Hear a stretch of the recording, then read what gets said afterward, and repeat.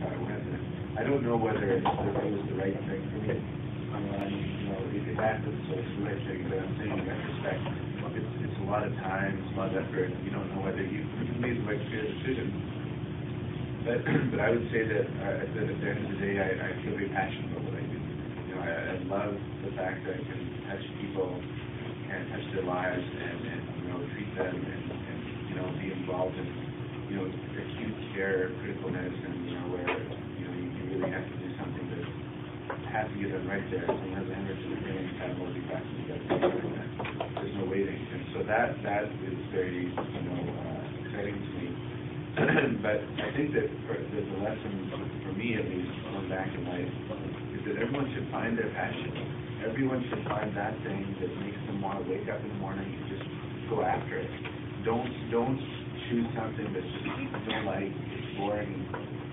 Find something. But in order for you to do that thing you're passionate about, whatever it is, you have to do well. If you're passionate about designing cars, then you got to do it well. If you're mediocre, no one's going to watch you. If you're exceptional, everyone's going to watch you. So you get what you want. You get financially what you want.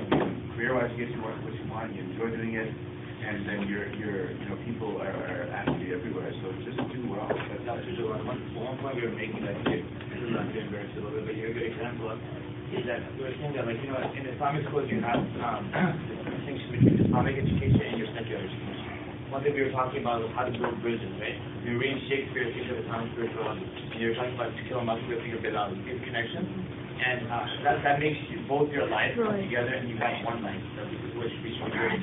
And one example of how Dr. Jawad do that is that when he was doing neurosurgery, which is probably actually the top of medicine, he was also, you learn Arabic, memorize the Quran, and love it. I'm always able to give an example. He was reading traditional books of these people we've been talking about, also memorized the Quran, and also did that, right? So, what's an example of how you brought all that together? I don't want to say it, but maybe we talked about this with me. I don't know. See, the thing hasn't been around so much. I don't know what I talked about already. Right. Well, if you do, I'm going to steal thunder a little bit. When you've heard that Allah SWT is closer to you than your jugular vein? Always. Dr. Jawad, being a neurosurgeon, being pretty much a baller, was able to figure out that maybe what that whole jugular vein thing is actually not the jugular vein at all. It's something else in the brain, which makes a lot more sense because it looks like a flower, like the word, and all this other stuff.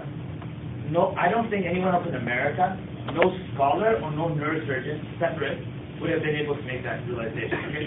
Sheikh Hamza doesn't know enough about the brain. Neurosurgeons would have never referenced this thing.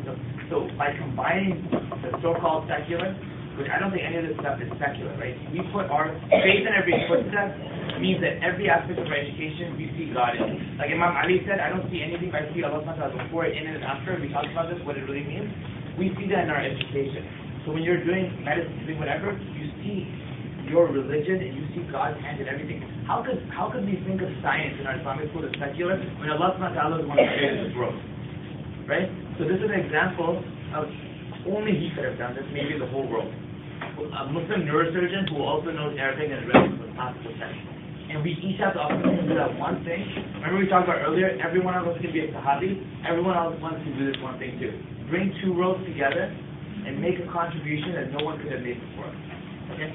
With that, we don't have any more time, unfortunately. So that's why I've been coming to these workshops. I hope you, as much as I said, we only spoke to 25 people, I'm very flattered that so many of you came. But more than being flattered, I really hope that we actually inspire. Once again, we've heard everything we need to hear. So once in our lives, we have to apply it. So we'll end with the option.